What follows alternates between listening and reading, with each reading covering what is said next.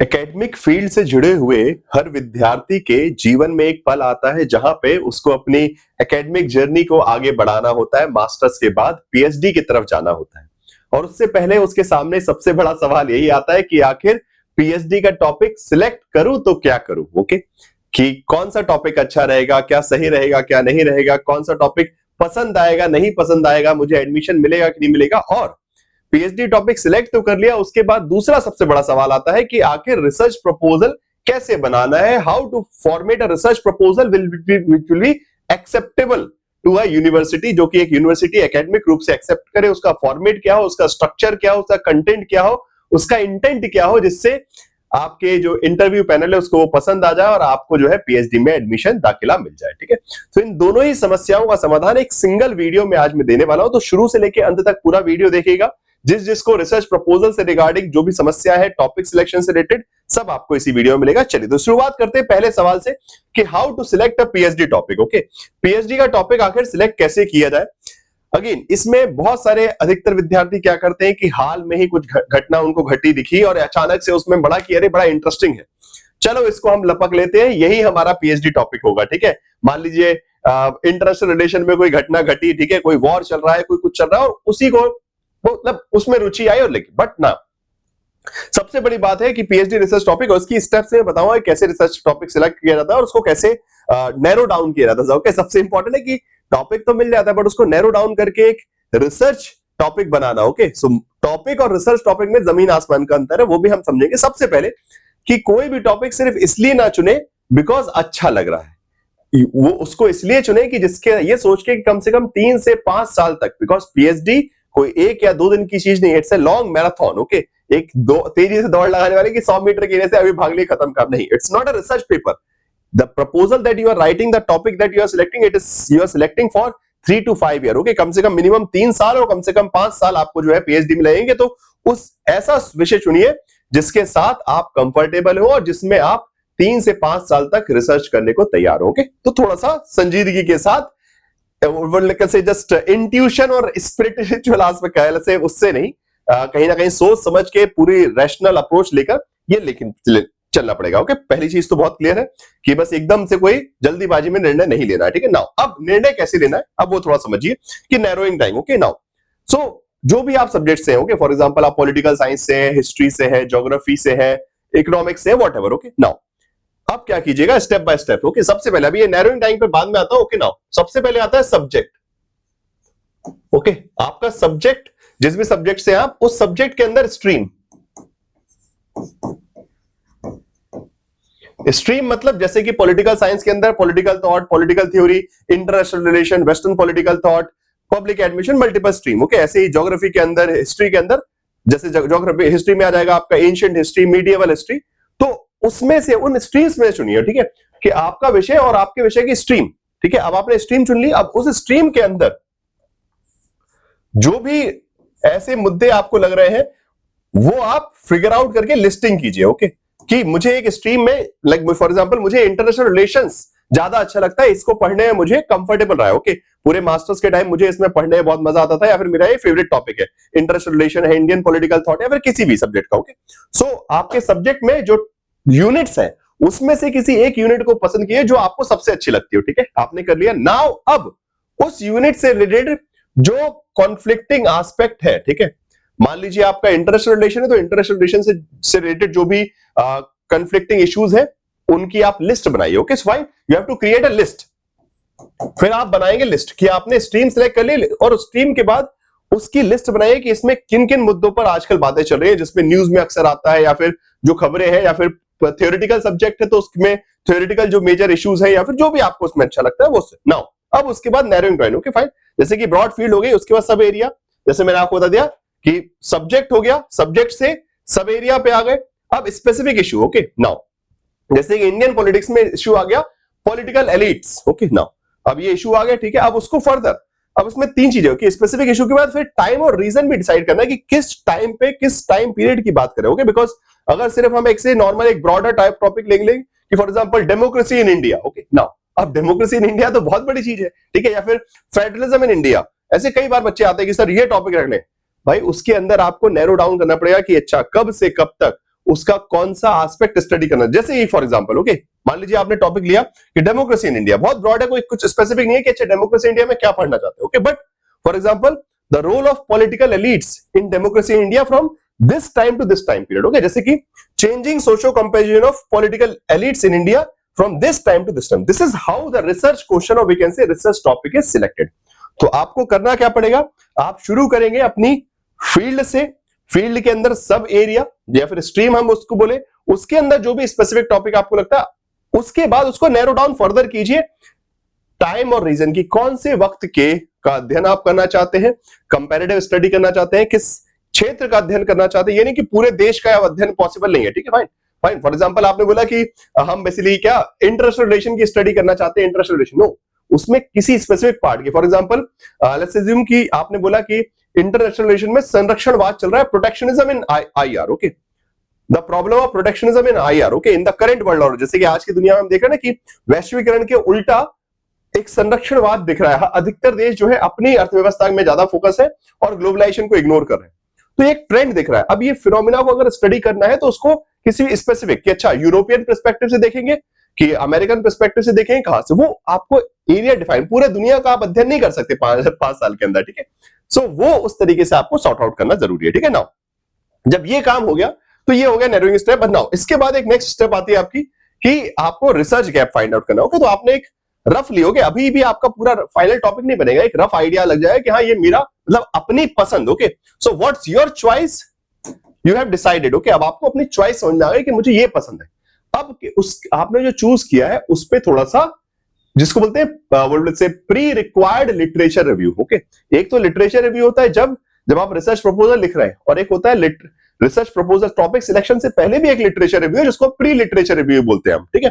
तो उसमें क्या है, आप कुछ आर्टिकल्स, अब जो भी टॉपिक आपने सोचा है उससे रिलेटेड कुछ आर्टिकल्स पढ़िए, मतलब वैसे तो कम से कम 20-25 आर्टिकल्स वगैरह पढ़ने चाहिए, बट नहीं, कम से कम 4-5 तो पढ़िए ही पढ़िए, ठीक है।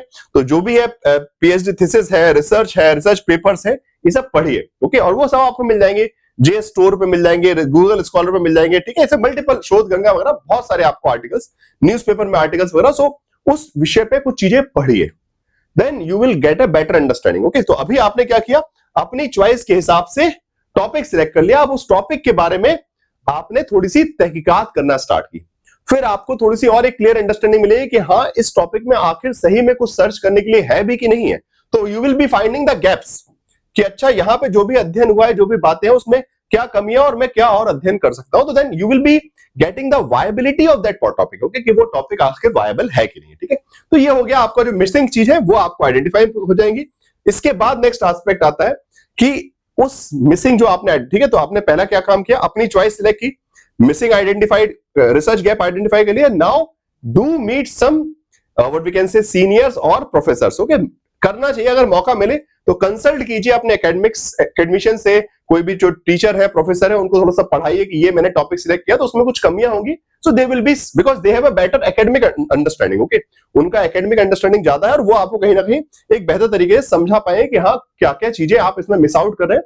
तो अगेन टॉपिक सिलेक्शन, अभी रिसर्च प्रपोजल नहीं बना, अभी सिर्फ टॉपिक चॉइस हुआ है और उससे रिलेटेड कुछ चीजें आपने पढ़ी है, अभी आपका आधा काम हुआ है। अब यहीं पे एक बार चेक करवाइए कि ये जो मैंने अभी आधा काम किया वो थोड़ा ठीक ठाक सही रास्ते पे जा रहा हूं कि नहीं जा रहा हूं, इसमें क्या करना चाहिए। तो ये जो चीजें हैं आपको एकेडमिक पीयर, सुपरवाइजर, ये सब चीजें थोड़ा सा सजेस्ट कर रही है कि हाँ आप और क्या चीजें कर सकते हैं, ठीक है। नाउ ये जब काम हो गया, देन उसके बाद फाइनली लास्ट चेक करना है before finalising the topic, okay. तो अभी बस मैं टॉपिक सिलेक्ट करने की बात कर रहा हूं, आपने अपनी चॉइस सोची, उस पर स्टडी कर लिया कि अलग अलग कुछ आर्टिकल्स वगैरह पढ़ लिया, उसकी अंडरस्टैंडिंग ले ली, फिर किसी एकेडमिशियन से चेक करवा लिया, ठीक है, एक्सपर्ट से चेक करवा लिया, और उसके बाद अब आती है बात आखिर क्या, फिजिबिलिटी चेक, कि व्यवहारिकता में वो अध्ययन पॉसिबल है कि नहीं है, ठीक है। जैसे डेटा अवेलेबिलिटी, ओके, कि आप कोई चीज का अध्ययन करना चाहते हैं, मान लीजिए सिक्योरिटी पॉलिसीज का, क्या उसका डेटा आपको मिल जाएगा, ठीक है। आपने बोला कि भाई इंडियन नेशनल सिक्योरिटी पर्सपेक्टिव से मैं एटॉमिक सिक्योरिटी की स्टडी करना चाहता हूं, ठीक है, क्या आपको डेटा मिल पाएगा,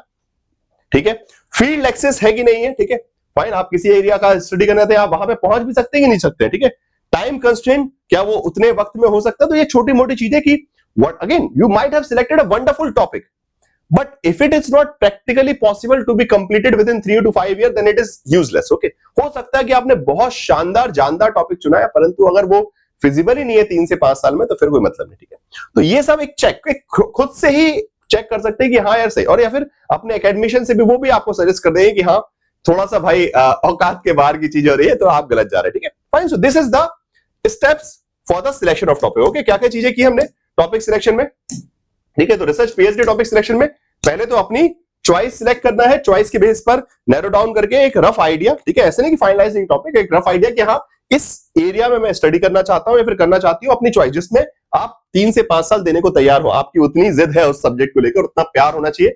फिर उसके बाद उसमें रिसर्च गैप ढूंढिए, जो कि आप ये बेसिकली आर्टिकल्स वगैरह पढ़ के पता चलेंगे। उसके बाद किसी एकेडमिशियन से कंसल्ट कीजिए, उनसे बात कीजिए, थोड़ा सा सजेशन लीजिए, एक्सपर्ट से सजेशन लीजिए, और उसके बाद अपना खुद से एक असेसमेंट कर लीजिए कि ये feasible. Now your topic is done. Okay, अब टॉपिक सिलेक्ट कर लिया, अब आता है the next step, that is academic level step. Okay, अब एकेडमिक लेवल स्टेप पे आते हैं कि how to write a research proposal. Okay, कि रिसर्च प्रपोजल कैसे लिखा जाए। नाउ अब रिसर्च प्रपोजल कैसे लिखा जाए वो मैं बताता हूं आपको, बट उससे पहले आप सभी से रिक्वेस्ट करूंगा कि इस चैनल को सब्सक्राइब जरूर कर लीजिए। ओके, जिससे आपको सारी इंपॉर्टेंट अपडेट्स आपके PhD regarding, UGC net examination regarding, assistant professor regarding, जो भी अपडेट्स हैं वैकेंसीज की, प्रिपरेशन की, वो सब आपको इसी चैनल पे मिलेंगी। तो do subscribe to this channel also. Okay, subscribe जरूर कर लीजिएगा, एंड बाकी मुझसे भी कनेक्टेड रह सकते हैं आप on this Telegram group. Okay, ये मेरा टेलीग्राम ग्रुप है, प्रद्युमन सर अंडरस्कोर टेक्स्टबुक। तो कभी भी कोई भी बात पूछनी है आप टेलीग्राम पे जुड़ सकते हैं और मुझसे भी कनेक्ट रह सकते हैं, ठीक है। फाइन, चलिए now coming to the next aspect, that is research proposal. Okay, now तो सबसे पहले सवाल आता है कि रिसर्च प्रपोजल आखिर है क्या, ठीक है। रिसर्च प्रपोजल एक कागज है जिसको लेकर आप यूनिवर्सिटी में जाते हैं और गुहार लगाते हैं कि मालिक हमको जो है भर्ती कर लीजिए। बट वो भर्ती क्यों करेंगे, उसके पीछे कुछ ना कुछ उसमें कारण होना चाहिए। ओके, वो रिसर्च प्रपोजल आपके उद्देश्यों को रिप्रेजेंट करे। ओके, तो उसमें 3 एस्पेक्ट है। व्हाट, कि सब्जेक्ट क्या है आपका, उसकी क्लियरिटी, हाउ, वो स्टडी आप कैसे करने वाले हैं, क्या मेथड होगा, एंड व्हाई, क्यों, आखिर वो अध्ययन आप करना चाह रहे हो तो क्यों करना चाह रहे हो, क्या फायदा है। Okay, how it is going to help the academic field as well as the society. Okay, because पैसा लगेगा, ठीक है, आप पीएचडी करेंगे सिर्फ आपका पैसा नहीं लगेगा, यूनिवर्सिटी की सीट लगेगी, बहुत सारा पैसा भी गवर्नमेंट का इन्वेस्ट होता है, सब कुछ है। सो वो आपके ऊपर पैसा इन्वेस्ट कर रहे हैं, आपको एक सीट दे रहे हैं, ठीक है, तो उसका क्या फायदा समाज को होगा, ठीक है, क्या फायदा एकेडमिक फील्ड को होगा। तो ये सब चीजें, इनके जवाब आपके रिसर्च प्रपोजल में होने चाहिए, ठीक है, और आपके को खुद भी पता होना चाहिए, जिससे जब एग्जामिनर पूछे तो आप बता सके, इंटरव्यूअर पूछे तो आप बता सके। ओके, नाउ अब स्टेप बाय स्टेप जरा देखते हैं, ठीक है। तो सबसे पहले तो what, why and how, this need to be clearly written in your research proposal as well as in your mind. Okay, आपके दिमाग में भी ये क्लियर होना चाहिए कि मेरा विषय क्या है, मेरा विषय क्यों, कैसे मैं रिसर्च करूंगा और क्यों है, क्या उसकी यूटिलिटी है, ये आपके दिमाग में बिल्कुल इन तीनों सवालों के जवाब आपके पास होने चाहिए और वो आपके प्रपोजल में दिखने चाहिए, ठीक है ना। अब बात आती है प्रपोजल के फॉर्मेटिंग की, उस पर मैं जरा बात करूंगा, बट मेजर चीजें जो प्रपोजल में होती है, सबसे पहले तो भाई उसका जो हुक होता है, जो शीर्षक है, थोड़ा सा शीर्षक इंटरेस्टिंग होना चाहिए। ओके, मतलब पढ़ के थोड़ा अरे कुछ नई चीज लेके आए, थोड़ा सा उसको क्रिस्पी कीजिए, ठीक है, हल्का सा उसमें कुछ क्रंच, क्रिस्प, कुछ ऐसा टेक्निकल एकेडमिक वर्ड, ओके, ऐसा नहीं रैंडम, बट उसमें थोड़ा हुक मिलना चाहिए कि अच्छा okay there is something special. Okay, so वो थोड़ा सा उसको try to make it more clickbait बोल सकते हैं, कि जो मतलब वैसे लीजिए वीडियोस में क्लिक बेट होता है, वैसे ही ये आपके रिसर्च प्रपोजल का जो टॉपिक है वो भी थोड़ा सा इंटरेस्टिंग लगे कि हाँ अच्छा इसको पढ़ते हैं, तो उसको एटलीस्ट मन तो करे कि चलो मैं इसको पढ़ता हूँ, क्या कहना चाह रहा है बच्चा, ठीक है। फाइन, तो इंट्रोडक्शन प्रॉपर अच्छे से हो, कि क्यों, बैकग्राउंड उसमें प्रॉपर पृष्ठभूमि की, इस टॉपिक तक आप कैसे पहुंचे। Okay, what are the reason behind the things that are happening. Okay, जो भी चीजें हो रही है, जो आपने एनालाइज की, उसके बेसिस पर आप उस विषय पे पहुंचे हैं, तो वो पूरा क्लियर हो, ठीक है, कि why you are selecting this topic and what are the top targets. Okay, तो ये 3 चीजें तो बहुत majorly, okay fine, these are the 3 major things which must be very clear in the proposal. Okay, आपके प्रपोजल में clear होनी चाहिए। Okay, now अब बात करते हैं फॉर्मेट की। ओके, सो अभी मैंने आपको एक थोड़ा सा रफ आइडिया दे दिया, अब बात करते हैं फॉर्मेट की। ओके, कि रिसर्च प्रपोजल में क्या क्या चीजें रहेंगी, फटाफट देखते हैं, ठीक है। सबसे पहला होता है शीर्षक, okay, title, front page. Okay, जो टाइटल पेज होता है जिसमें कुछ और नहीं लिखते, सिर्फ जिस भी यूनिवर्सिटी में सबमिट कर रहे हैं उसका नाम, मैं अभी आपको सैंपल भी दिखा दूंगा, योर रिसर्च टॉपिक, यूनिवर्सिटी का लोगो, आपका नाम, सब्जेक्ट वगैरह, ये सब चीजें एक मतलब एक बोल सकते हैं it's a front page. Okay, front page होता है research proposal career, because research proposal करीबन 7 से 8 पेज का होगा, ठीक है, अराउंड 7 to 8 पेजेस। ओके, इससे ज्यादा बड़ा नहीं, ठीक है, मैक्सिमम 3000 वर्ड्स। ओके, उससे ज्यादा नहीं, ठीक है, 3000 वर्ड्स के आसपास, 3000 words is more than enough. Okay, सबसे पहले ये हो गया। उसके बाद इंट्रोडक्शन पेज, सेकंड हेडिंग क्या होगी, introduction, where you will be introducing about your topic as well as like let's say why you have selected it, okay, तो उसकी पूरे proper statement of problem, okay, कि क्या समस्या आपको समझ में आई, तो इस तरीके से, ठीक है। अगेन ये इंट्रोडक्शन में भी आ सकता है, अलग से भी लिख सकते हो, okay, it is your choice कि introduction and statement of problem अलग से, कि what are the problems that you have identified, again the research gap that you have seen, okay, जो आपने रिसर्च गैप देखे वही आप यहां बताएंगे। फिर उसके बाद review of literature, okay, now this is very important, okay, साहित्य की समीक्षा सबसे महत्वपूर्ण, सबसे इंपॉर्टेंटली देखा जाता है कि भाई इस बच्चे ने ये टॉपिक सिलेक्ट किया तो आखिर पढ़ के क्या आया वो, और यहीं से आपकी मेजर चेकिंग होगी जब इंटरव्यू रूम में आप बैठे होंगे। वो इसी लिटरेचर रिव्यू के बेसिस पर आपसे बहुत सारे सवाल पूछेंगे कि अच्छा ये पढ़ा आपने, बताइए जरा इसके बारे में, इस थिंकर ने क्या कहा है इस विषय में। तो आपने बहुत कुछ जो बड़ी बड़ी बातें लिख दी होंगी ना, सबका टेस्ट वही होगा। तो लिटरेचर रिव्यू बहुत समझ के, जो ईमानदारी से पढ़ा है उसी के बारे में नोट कीजिए, उसी के रिसर्च गैप को बताइए। तो लिटरेचर रिव्यू वाली याद आ रही, ओके। उसके बाद रिसर्च गैप की what after doing this literature review, okay, because आपने रिव्यू किया है तो क्या गैप्स आपको आइडेंटिफाई हुए, ओके, कि व्हाट आर द मिस्टेक्स और let's say gaps that you have found in the previous research, okay, इससे पहले जो भी अध्ययन हुआ उसमें क्या कमियां आपको लगी, जो आप बोल रहे हैं कि मुझे भी और अध्ययन करना है, ठीक है, बिकॉज पहले भी अध्ययन हुआ इस फील्ड में कुछ ना कुछ, तो आपको क्या नया करने वाला। तो फिर उसके बाद जब आप ये करेंगे तो फिर आपके ऑब्जेक्टिव क्लियरली, कि now these are the objectives and sub objectives, okay, क्या क्या ऑब्जेक्टिव लेकर आप इस स्टडी में जाने वाले हैं। रिसर्च क्वेश्चन रहेंगे, hypothesis, okay fine, research methodology, scope and limitations, okay, chapterisation very important, okay fine, this is very important, chapterisation करना, कि अगेन ये टेंटेटिव होता है, फाइनल नहीं है, obviously with time after the admission आपके गाइड, आपको सुपरवाइजर बहुत सारी चीजें बताएंगे, बट अभी आपको जब आप प्रपोजल देते हो उसमें साथ में एक चैप्टराइजेशन भी देना है कि अच्छा मेरे इस पूरे थीसिस, मेरी जो थीसिस होगी उसके में कितने चैप्टर्स होंगे, how it is going to be divided, okay, chapter 1, chapter 2, chapter 3, वो एक रफ आइडिया, टेंटेटिव है, ऐसा कुछ नहीं कि बिल्कुल फाइनली होता है। सिमिलरली रिसर्च मेथोडोलॉजी भी आपकी टेंटेटिव होती है, आप एक सजेशन देंगे, बाकी उसके बाद बिकॉज अभी आप पीएचडी रिसर्च करने जा रहे हैं, आपको सब कुछ रिसर्च करते आता नहीं, आप सीखेंगे भी, तो कोर्स वर्क होता है ना, तो इसलिए रिसर्च मेथोडोलॉजी में भी जितना समझ में आता है उतना लिखिए, ज्यादा फालतू बातें नहीं, प्रैक्टिकलिटी जितना आपको समझ में आता है कि ऐसे में कर सकता हूं, डिडक्टिव रिसर्च कर सकता हूं, इंडक्टिव कर सकता हूं, जो भी थोड़ा बहुत जो अंडरस्टैंडिंग है, ठीक है, फील्ड रिसर्च है, केस स्टडी है, जितना आपको सामान्य भाषा में आता है उतना ही लिखिएगा, ज्यादा ज्ञान नहीं बखेरना है, बिकॉज ये चीज आपको सिखाई जाएगी। पीएचडी का पहला साल कोर्स वर्क का ही होता है, जो आपकी मेथड जितनी आपको समझ में आई उतनी, उस पे वो आपको इवैल्यूएट नहीं करेंगे, ठीक है, रिसर्च मेथोडोलॉजी पे ज्यादा इवैल्यूएट नहीं करेंगे, वो इवैल्यूएट करेंगे आपको यहाँ पे कि रिसर्च गैप, आपको लिटरेचर रिव्यू, इसके बारे में वो खुद सिखाएंगे, okay, this is the responsibility of university, okay, university आपको सिखाती है कि रिसर्च कैसे करो, ओके, वो उनकी जिम्मेदारी, तो वो बताएंगे यहाँ पे जितना लिख सके उतना लिखिए, ज्यादा लोड नहीं लेना है। सिग्निफिकेंस ऑफ स्टडी, ये स्टडी क्यों इंपॉर्टेंट है, वो अगेन आपका ये जो स्टेटमेंट ऑफ प्रॉब्लम और रिसर्च गैप से मिलकर बन जाएगा। और सबसे आखिरी में आती है बिब्लियोग्राफी, ओके, कि जो जो आपने पढ़ा है उसकी पूरी detail, okay, this is one of the academic ethics जिसको बोलते हैं, कि आप अपनी तरफ से कुछ भी नहीं लिख देंगे कि ये मेरा है, नहीं, जिससे भी जो कुछ भी पढ़ा उसको क्रेडिट किया, okay, these are the things that I have taken from this particular thinker और दिस पर्टिकुलर बुक और दिस पर्टिकुलर रिसर्च, ओके, कि आपने जो पूरा रिसर्च प्रपोजल बनाया उसमें कहां से क्या क्या चीजें ली हैं, कहां से क्या रेफरेंस आ रहा है, कोई भी बात लिखिए कहीं से भी, न्यूज़पेपर हो, चाहे आर्टिकल हो, चाहे बुक हो, it should be properly written in a reference format, bibliography, okay, तो वो होना जरूरी, ठीक है। तो ये हो गया आपका रिसर्च प्रपोजल का स्ट्रक्चर। वैसे मैंने 12 पॉइंट लिखे हैं, उसको थोड़ा शॉर्ट भी कर सकते हैं।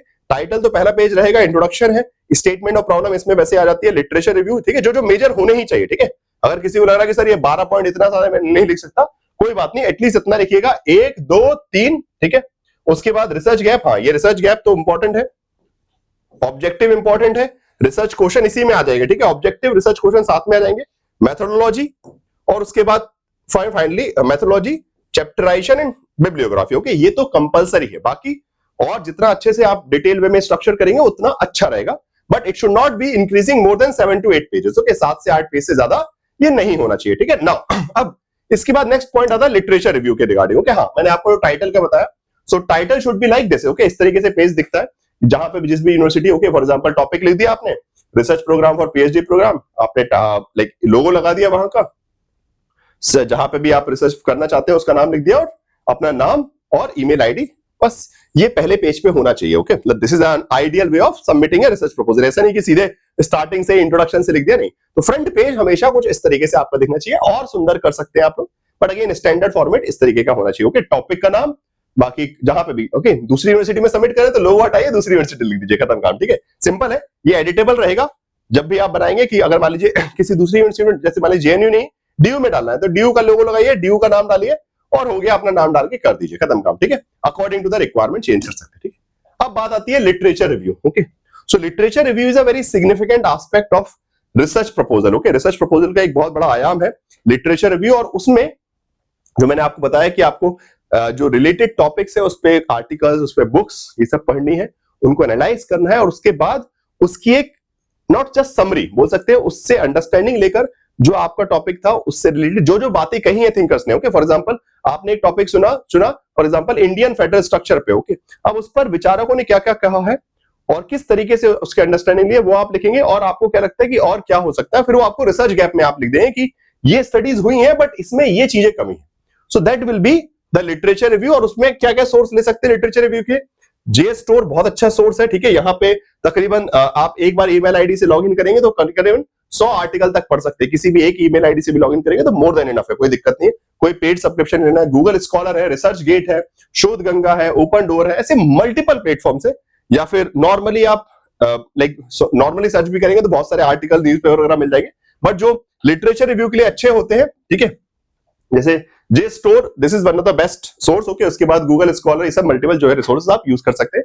आप मतलब इसमें कुछ करना नहीं है, आप इसमें जाइए, अपने टॉपिक के जो कीवर्ड्स हैं, ठीक है, मान लीजिए आपका फेडरलिज्म टॉपिक है या फिर इंटरनेशनल रिलेशन में कोई टॉपिक है, मान लीजिए आपका इंटरनेशनल रिलेशन में क्या टॉपिक है, let's say we can say like soft power, okay. तो सॉफ्ट पावर, बस सॉफ्ट पावर वहां सर्च कर दीजिए, सॉफ्ट पावर से रिलेटेड जितने भी आर्टिकल्स हैं वो सब आ जाएंगे। उसमें से जो आर्टिकल्स आपको रेलिवेंट लगे उसको पढ़िए, और फिर उससे तो बहुत कुछ ऐसा बहुत कठिन काम नहीं होता कि पूरा टॉपिक डालना है, आप सिर्फ वो कीवर्ड वहां डालेंगे तो उससे रिलेटेड जो भी बुक्स है, जो भी आर्टिकल्स है, वो निकल के वहां आ जाएंगे और आप उसको पढ़ सकते हैं, ठीक है ना।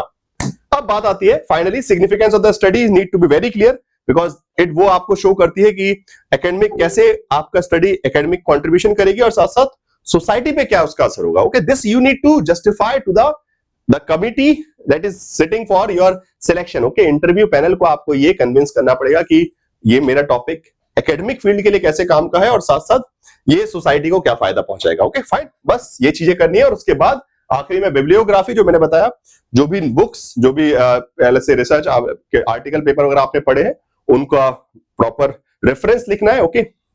और उस रेफरेंस का भी एक फॉर्मेट होता है, उस फॉर्मेट को फॉलो करते हुए आप रेफरेंस लिखेंगे। अगेन वो आपको आपके जो सीनियर्स वगैरह वही बता देंगे, कोई बहुत बड़ी चीज नहीं होती है वो, ठीक है। रेफरेंस लिखने का एक तरीका होता है, साइटेशन जिसको बोलते हैं, ठीक है। तो साइटेशन का एक तरीका होता है, फाइन। तो अगर अलग अलग यूनिवर्सिटी अलग अलग साइटेशन लेती है, ठीक है। तो कोई MPA लेता है, कोई APA लेता है, इस तरीके से अलग अलग फॉर्मेशन होती है, फाइन। और उसके बाद now you are ready for writing down, okay. So topic selection से लेकर प्रपोजल राइटिंग तक का पूरी जर्नी मैंने आपको बता दी है। आई होप कि सारी चीजें क्लियर होगी। कोई कंफ्यूजन रहे तो कमेंट बॉक्स में जरूर बताइएगा, जब भी मुझे टाइम मिलेगा मैं रिप्लाई जरूर करूंगा। और बाकी you can stay connected with me on the text book super coaching platform also. और बाकी जो भी टेक्स्ट बुक सुपर कोचिंग के साथ प्रिपरेशन भी करना चाहता है, मान लीजिए आप यूजीसी एग्जामिनेशन की तैयारी करना चाहते हैं, JRF क्रैक करना चाहते हैं, JRF की स्कॉलरशिप के साथ PhD करना चाहते हैं, तो आप text book super coaching platform पे जुड़ सकते हैं, अपना एडमिशन करवा सकते हैं, ओके। उसमें आपको सारे कोर्सेज एंड मल्टीपल फैसिलिटीज जिसके थ्रू आपका प्रिपरेशन हो सके। बाकी इस नंबर पे भी कॉल कर सकते हैं, जिससे आपको फर्दर डिटेल्स मिल जाएगी, ओके। सो आई होप कि इस पूरी वीडियो को देखकर आपको एक जो आपकी मन में बहुत सारी कंफ्यूजन चल रही थी regarding how to select a topic and how to let's say write a research proposal, वो क्लियर हो गया होगा।